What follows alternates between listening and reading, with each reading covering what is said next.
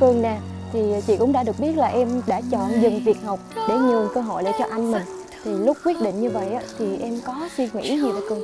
Vì gia đình em không có điều kiện nên em quyết định dừng lại cuộc học, không đến trường để nhường lại cơ hội cho anh em. Về phụ giúp cha mẹ, lọc mít, đưa em đi học, đi kiếm việc làm để nuôi sống gia đình và cho anh hai em học tốt và học đại học.